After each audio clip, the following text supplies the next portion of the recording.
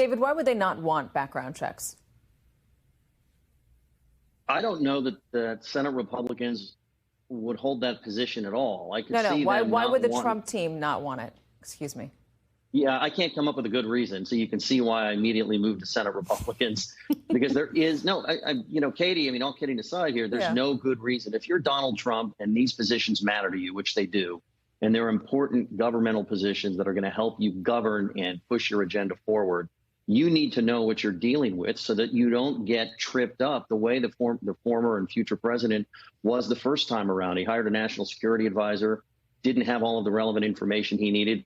3 weeks later, he had to change course and replace somebody. The last thing he needs is for the Secretary of Defense or the Director of National Intelligence to be, a few weeks or a few months into the job, and all of a sudden news breaks that completely overshadows what he's actually trying to do as president. Not only does he have to replace a key advisor, but his agenda gets sidetracked. And of course, nobody in Congress that's going to vote for these people wants to be on the hook for a mistake. So there is no reason. I could see politically within the MAGA movement, there's a high suspicion of the Federal Bureau of Investigation. Some of Trump's supporters want the FBI shut down. But the fact that Trump's hiring for FBI director tells us that's not going to happen. And so if he's going to be in charge of the FBI, I cannot really come up with a good reason not to do this unless he's conducting his own via private methods. And even then, it's something that needs to get done. Yeah, but a private security check is not going to be the same as a FBI background check. They don't have access, I imagine, to the same information. Tom Nichols, let me ask you that same question. Can you come up with a reason? Sure. If you don't want your nominees vetted by the FBI, it's because you're concerned that there are landmines in their personal bios that you don't want to come out and, have blow up their nomination. Look, when I lived in Vermont years ago, and my next door neighbor was the former governor of Vermont, Madeleine Kunin. It just happened that way. And she was up to be nominated, I think, for Secretary of Education. And federal agents literally came to my door and said, the governor's been nominated for something, this nice, elderly lady who lives next to you in Vermont. Anything you want to tell us? Even because it's not just for national secrets. Every cabinet member has access to the White House, to the immediate proximity of the president of the United States. Of course, you check everybody out, whether it's the former governor of Vermont for Secretary of Education or someone who's going to be running the biggest bureaucracy and the most powerful military in the world. And if, it should be an immediate red flag to say, okay, there's some people I don't want the FBI to look into, because that's because that bad things are going to happen, which says that the initial process that produced these names was basically Trump saying, I just like these people, and now they're stuck. And I want to emphasize David's point that the senators, I worked for a senator, none of them want to be voting blind and then a month later be on the hook when someone says, so this terrible thing that just happened, that we now know about one of, these confirmed cabinet members, you voted for that person and you did it without any information. What does that say about you, Senator? And there is no senator of any party who wants to be that guy at that moment.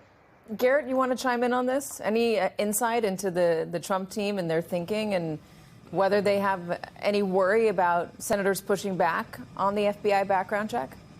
Well, look, I think David got to this towards the end of his response. The reason that Trump doesn't trust the FBI is because 2 years ago they raided his house. I mean, Trump has a deep distrust for the FBI specifically and the Department of Justice more broadly, and he doesn't want them looking around in the files and backgrounds of the people he wants to put into his cabinet and his administration, who he thinks will help then take those organizations apart to a certain degree. All of the risks of that strategy notwithstanding, I think that's a big part about how Donald Trump looks at this. But the challenge that he's going to run into, as Tom got to, is that his nominees are now going to be hanging out there, twisting in the wind in some cases for months until they're able to have their confirmation hearings. And when lawmakers come back into town next week, they're going to be asked about this, because even some of the most pro-Trump lawmakers in the Senate who are going to be casting votes on this don't necessarily have the same anti-FBI feelings that Trump does. They're going to want to know who they're voting for and what's coming across the transom. They don't want another Mike Flynn situation, who was not a Senate-confirmed nominee, but obviously had things come up in his background from FBI issues that ultimately led to a conviction for him, to pardon later by Trump. That's not a risk that elected senators want to take, and I think the pressure will build over time before these people actually get in front of confirmation hearings to get some kind of background checks that will satisfy the Senate Judiciary, Finance, Help committees who are going to be looking at some of these more controversial nominees. Tom, I want to go back to Keith Kellogg and this Ukraine-Russia position that Donald Trump is going to task him with. So Kellogg outlined what his would-be plan would be if he were in charge. This was part of the AFI or AFP Institute. And it's a paper, and he says, we tell the Ukrainians, you got to come to the table, and if you don't come to the table, support from the U.S. will dry up. He also says, you tell Putin he's got to come to the table, and if you don't come to the table, then we'll give Ukrainians everything they need to kill you in the field. There would also be something about NATO, that Moscow would be coaxed to the table with the promise of NATO membership for Ukraine being put off for an extended period. It sounds like this is giving Vladimir Putin a whole lot of what he would want, which is freezing the battle lines where they currently are, which means Russia gets more territory, and putting off NATO membership, which is said to be very, very uncomfortable, angering for Moscow, for Vladimir Putin. They don't want more NATO members in Europe. They specifically don't want Ukraine to be a member of NATO. Okay, first of all, the whole NATO membership thing was, the kind of thing that was aspirational until Russia invaded. I mean, the idea that, Ukraine in any reasonable time frame was ever going to become a part of NATO, especially with Crimea still occupied, was really not something that was going to happen anytime soon. The Russians knew it. They ginned up this whole thing about, well, we have to invade because we've been provoked by this, this possibility that in the next 10 minutes, Ukraine's going to join NATO. The only reason that now Ukraine has a better shot at NATO membership is because the Russians have scared the daylights out of everybody by proving that they are exactly the aggressive menace that everybody thought they were, years ago. And Putin keeps playing to that, playing that out and showing that he's exactly why NATO exists. The Russia that I was actually very go slow NATO guy back in the 90s. Putin has talked me out of it. Putin has shown that there's a reason NATO still exists even after the Cold War, and the war in Ukraine is part of it.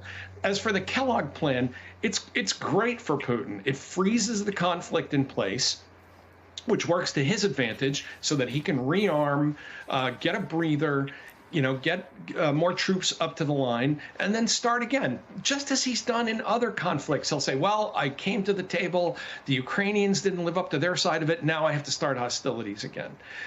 This Kellogg plan, insofar as it's a plan, first of all, I don't believe for one moment that they're going to say, oh, Russia didn't come to the table, we're going to flood Ukraine with weapons. I think that's an empty threat.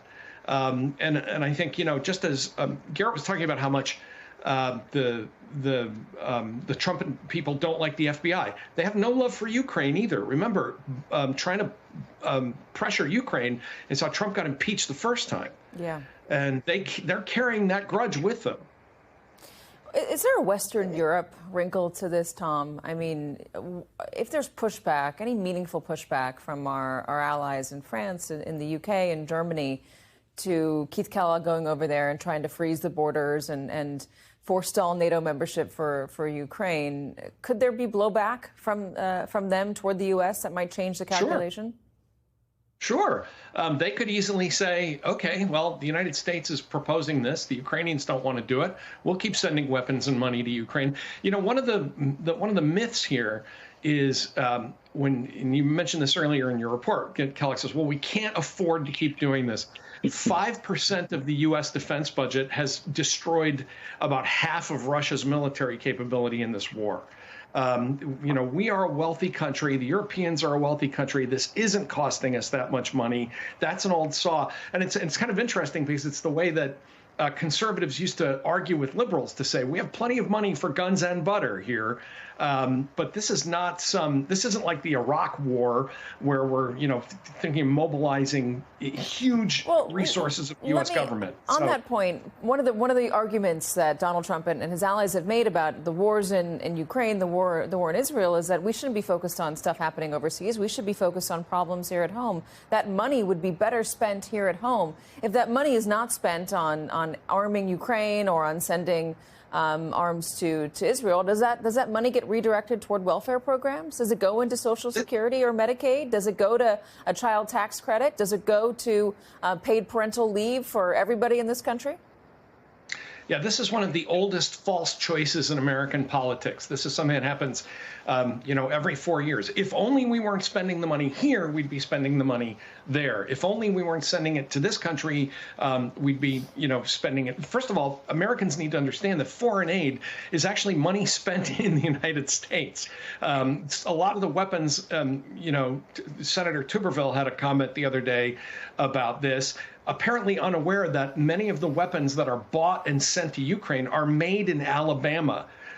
People don't realize that most of American foreign aid, which is less than 1% of our budget, is spent in the United States on American workers for American products.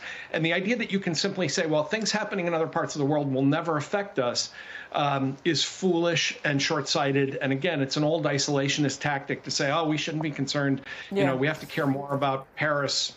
We shouldn't care about Paris. We have to care about Ohio.